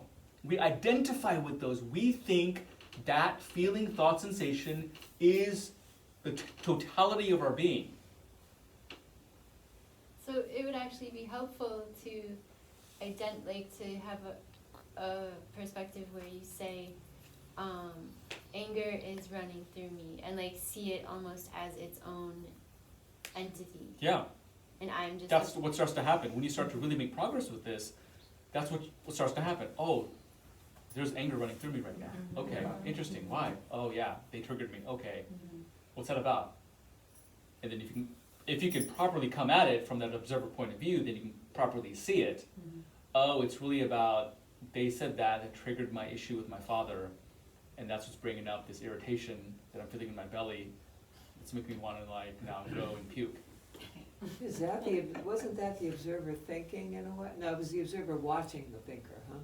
Observing the thinker. We have different parts of thinking too.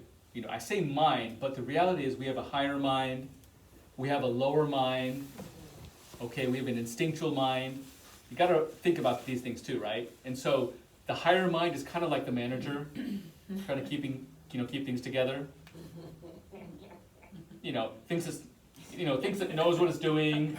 It's pretty educated, and Oh, boy. right. That's the higher mind. That's the trouble. And usually kind of. That might be the problem. We need go no further. We need to discuss this now. And then below that, you got different tiers of managers trying to manage different things. It's like a corporation. It's the same thing. Yeah. So all this CEO. talk about moving through the bardos reminds me of a joke that I Yes. heard today. Do we have time for a joke? Yes, of course. Okay. So this guy dies, and he goes to the hell. I'll change it a little bit. So he's moving through the bardo. He has to go to the hellish realms. When he gets there, the devil's waiting for him. He says, "I've been waiting for you." So I'm going to show you around, and you got to make a choice. I'm going to show you 3 different scenarios, and you're going to be here for a while, so you got to choose which one. And he takes him to the first one, and it's just like fire raining from the sky. It's like 300 degrees, and there's people running everywhere. And he says, "That's your first choice." He says, "Here's your second one," and there's demons just blowing fire on people. And then he goes to the third one, and there's people sitting on the edge of a pool, and the legs are dangling in the water. But except water, it's like human feces. It's just full of human feces, and they're all smoking, but they're, they're sitting on the edge. And so what's your choice? And he says, well, I mean, considering the three, I'll take the swimming pool one. He's like, okay, well. So he goes, puts on a swimsuit, comes out, sits on the edge, and then the devil looks at his watch. He's like, okay, break's over, everybody into the pool. Thought that was pretty good. That's funny. Yeah. I might still take the pool. Yeah, tough choices. But this is what we see though, like Dante's Inferno, Yeah. this joke, right? We're always surrounded by this idea, the Christian heaven and hell, Yeah. Christian, Islamic, Judaic heaven and hell, right?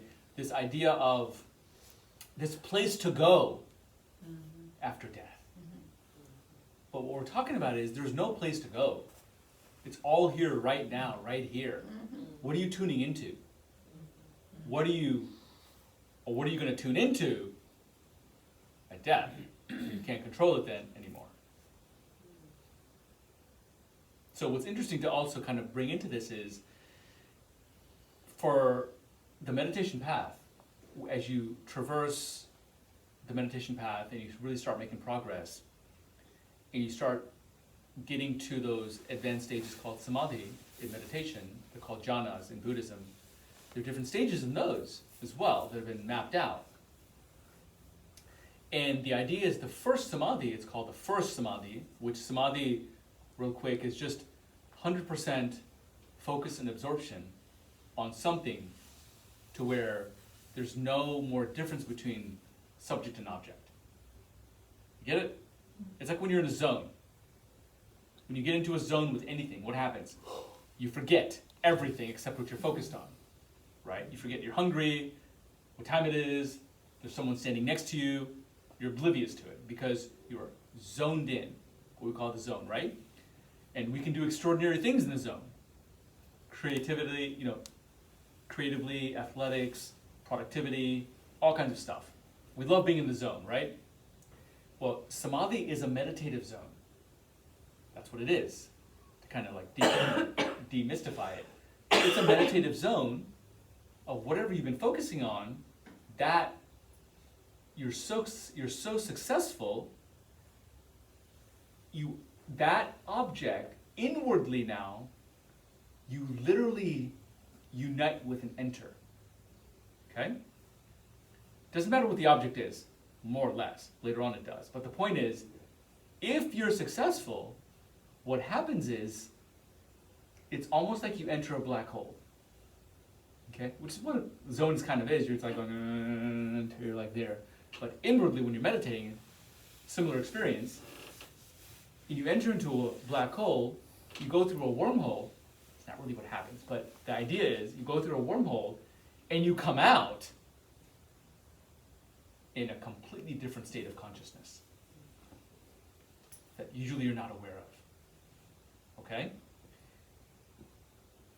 Where this overlaps with death is, in the first samadhi, it allows you to enter the first lower heaven. So what that means is, someone who's mastered the first level of samadhi with meditation, they can consciously go through the death process. They enter into a meditation, they enter the first samadhi, which is similar to what gets experienced at death. But when they do that actually at death, they just can't return out back through the wormhole.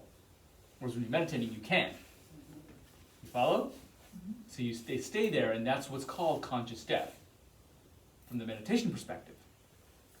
In India, it's called Mahasamadhi, where you consciously leave your body at death. Now, it happens all over the world in many places, even for normal people, but as a practice, that's what it's called, but that's what they're doing. They're entering into the first level of basic samadhi, and so they describe it in some of the works where one who does this can then literally enter and traverse in that dimension. they can walk around in that dimension. They describe it as a heavenly realm. You follow? So then they can return. And that's how they speak of entering these realms and coming back through meditation. That's what's happening. And psychedelics, I think, induces that wormhole effect for a lot of people. They find themselves there. You follow? Same process is happening. Okay, just thought I'd throw that out for fun. And if a science, Questions? like if a science person looked at you when that was happening, would they say that your brain is naturally creating DMT when Yeah, that's probably. happening? Probably, yeah. Exactly. Because it does. And the brain is entering certain brain states that normally don't happen. Probably a lot of gamma, it's called gamma, lambda, things that we don't usually experience. But that they're actually researching, which is really cool. Yes? I'm intrigued by this notion of having like heavenly experiences while you're still on Earth. Yeah. And wanted to know your thoughts. Is that Take some shrooms. yeah? Absolutely. But is that really what it ends up becoming, or is it something different than that? Or Is it becoming? What do you mean?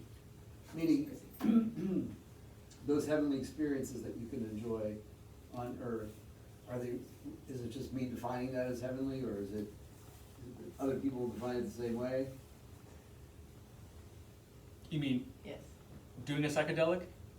And having those No, experiences? without doing anything, just, I don't do any psychedelics, So without doing it, yeah. if you have a heavenly experience, I feel like in my life, I enjoy certain things way, way more than they should be. Like, if I look back on some things that say, I mean, it wasn't that big of a deal, but when I did, I'm like, oh my gosh, this is unbelievable. And it felt to me like it's a heavenly experience. Is that possible, or am I?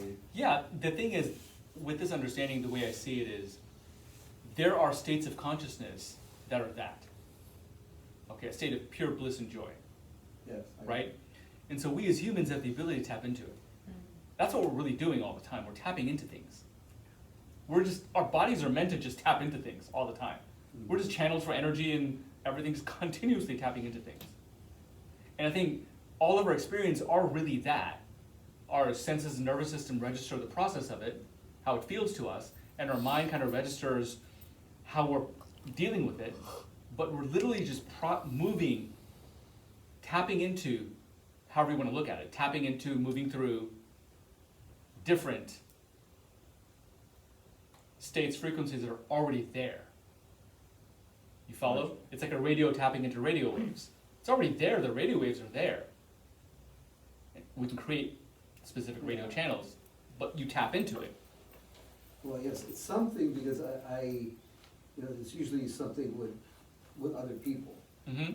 And my experience and their experience are totally different. Mine is like, so this thing was over the top. To them it was, well, yeah, it was fine. And I mean, I don't know what I'm tapping into or how that's happening, but I experience it quite often. Yeah, that's part of Right it now could I'm be. experiencing it. This place is on fire. I mean, you know what I'm saying? Yeah, and that's kind of the energy frequency you are connecting to. In the same room, it can be different for different people. But that's kind of the beauty of being here. It's like everything is available right now. Can you tap into it? Exactly. And then what do you do if you tap into it? It becomes the other question. You just How do you enjoy it. handle the energy? Yeah, just enjoy it. That's a transition Yeah. though. That's kind of what will dictate how you move through it and what happens afterwards. Transition. Can you simply enjoy it? Or do you enjoy it and do you get attached to it and want more of it? And if so, then what happens after that? Do you keep trying to recreate it and keep Doesn't looping work. and get caught in that? That's all it I is. tried that. So really death and rebirth is just a continuous looping and getting caught in things. Oh, Same what? thing. What's that last Getting one? looping and getting caught in things. Same thing. Just like in normal life, we do the same things over and over again, right? Go to the same restaurants, hang around the same people, right? Go to the same channels on TV. Same thing. But just expand that out into multiple bodies, different lifetimes, same thing. You're just kind of looping around same people, same places, same types of bodies, same planets, same issues, same situations, until you don't. That's when you finally learned your lessons. One way to look at it, yeah. You're finally able to communicate. Oftentimes, it's not just lessons, oftentimes it's just habits. Honestly. You're just doing the same thing over and over and over, and then you get tired of it. Just like a normal life. A normal You just get life. tired of it. Yeah. Tired of doing the same thing over and over again. Having whatever work you're doing, okay, I'm done with it. There's really no lesson there anymore. You're just tired of doing the work. You want something different now. What is that? Again, from the karmic point of view, your karma has finished with the previous work. Now, because of that, that's opened the door for a new stream of karma to play out, which is now pulling you, your thoughts and feelings, to something different. And then you start to work with that and play with that and manifest that, some new job that then, takes you down a different path.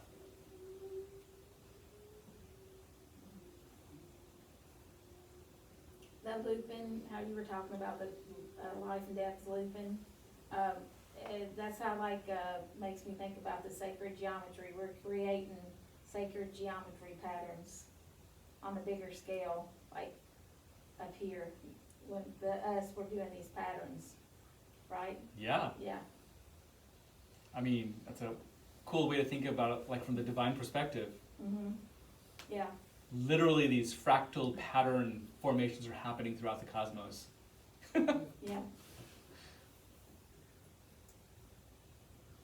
So you guys ready for death? Okay. Bring it up. Yeah. Hopefully you have a choice. Is it possible that you, as you kind of go through this and you prepare for death, would you ever want to die?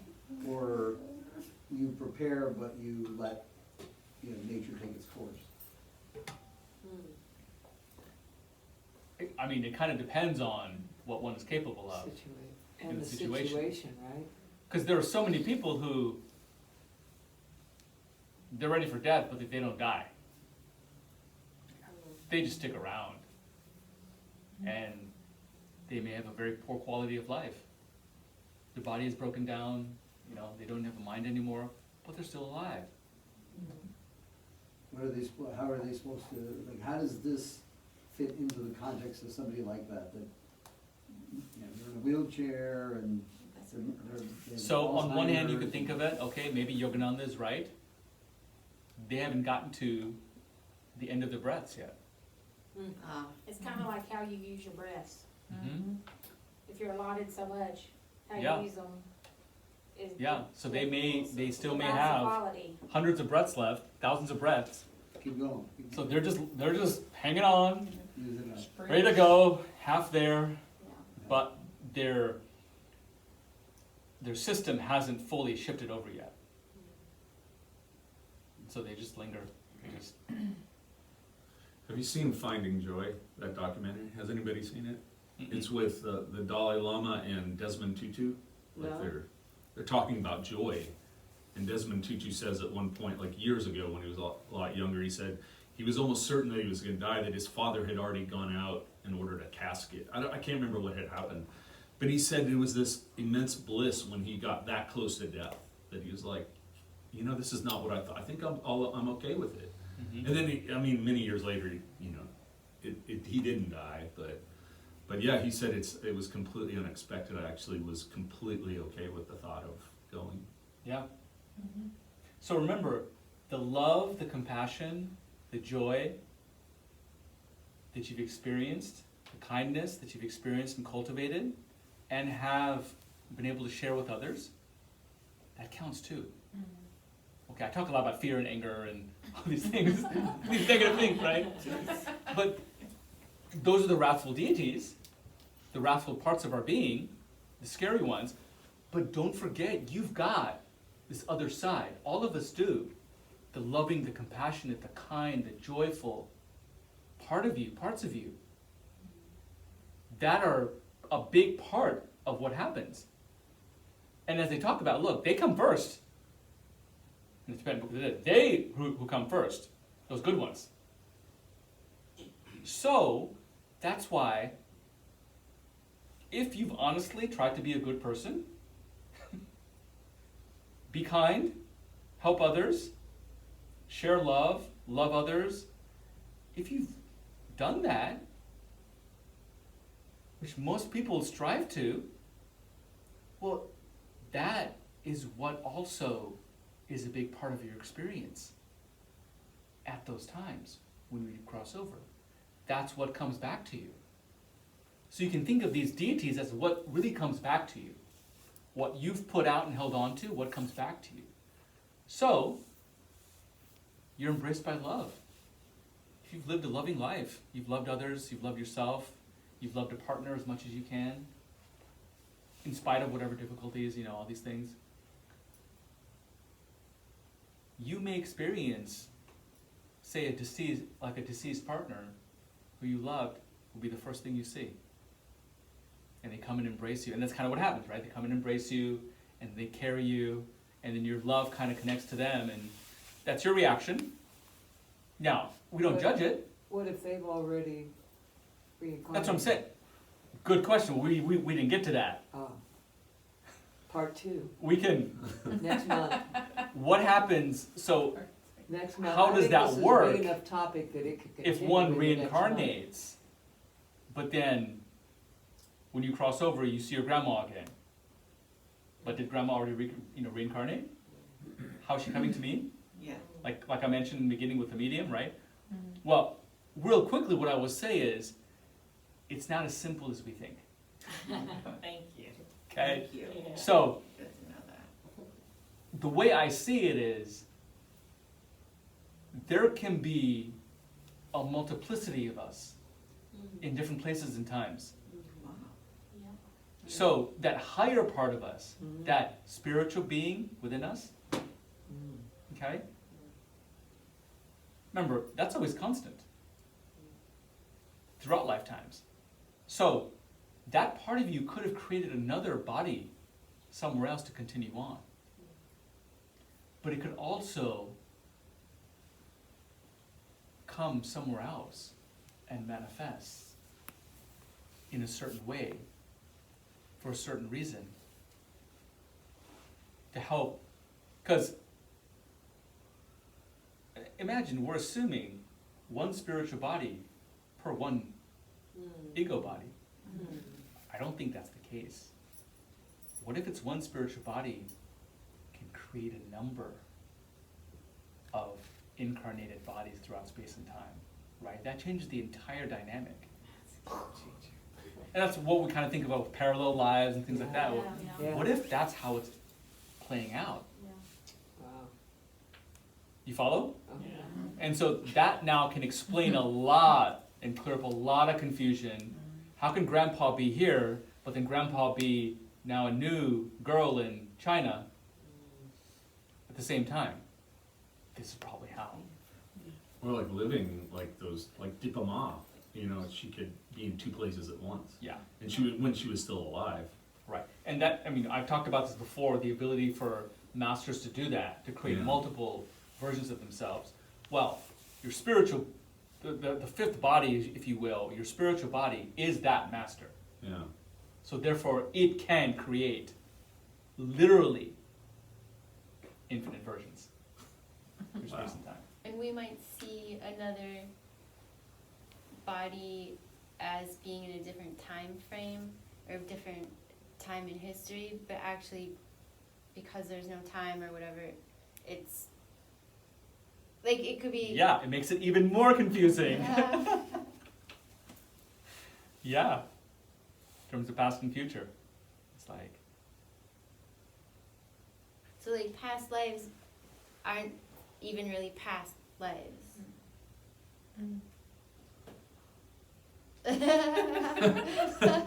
Well, from the perspective of you now, past, but in time, I would say probably not. it's neither either or.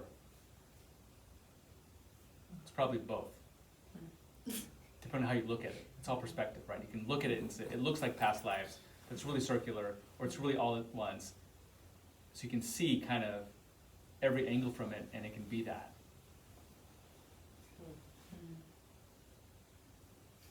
I don't know why this is coming up, but remember when I had my near death, which was actually this month, 2004, so 21 years ago, if my math is right. And I was bedridden for like 6 months, and not just yellow jaundice, I was like pumpkin color from head to toe, the whites of my eyes, my scalp, everything. And I was emaciated and very weak.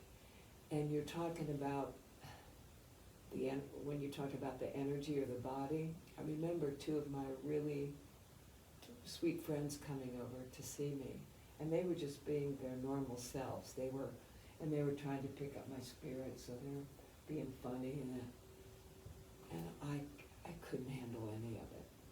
It's like it was so, and I knew how loving they were being, but it was so overwhelming. So what does that mean? That was that my emotional body or I don't know what that Some part of you. Imagine if that were happening it was at like death. coming at me I couldn't take it. That's the same thing. But a it was wrathful- love. How can you? Exactly. We can't handle the positive parts that come to us, so they then become negative. They don't become so much negative, but then we project our stress state onto that, and they become scary, unnerving. Is how the Bardo is the Tibetan book that's speaking of it. Same thing, what you just said. They were coming at you with love, Total but love. you couldn't receive that. You got irritated. Exactly. I That's got what happens. irritated? No, I was just confused. Confused. Yeah. Yeah, I'd never experienced anything like it. I didn't understand it, I guess. Right. Which is why it's coming out. You're saying I projected that onto them? Well, you couldn't fully embrace that. I wanted to. Yeah. I But you couldn't. still fully couldn't. Right, You had some confusion there. right. That's exactly what happens.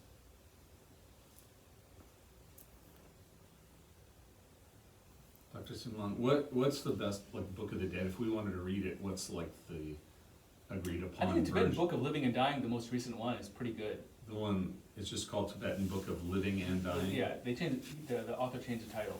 Oh. It's the most recent one, I think. Is it the like It's the more popular one? burgundy cover, the Yeah, pretty thick? yeah. The burgundy? original one by Evan Wentz, Yeah. that's still around too, and that's what Timothy Leary used. What was that one called? That's called Of the Tibetan Book of the Living. Dead. Oh, the dead, okay. Yeah.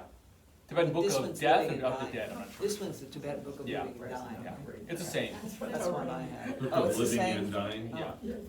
It's the same, really? It's the same, yeah. Oh, One's more recent than the other. oh, I didn't know that. That's the one I've got, the Living and, yeah.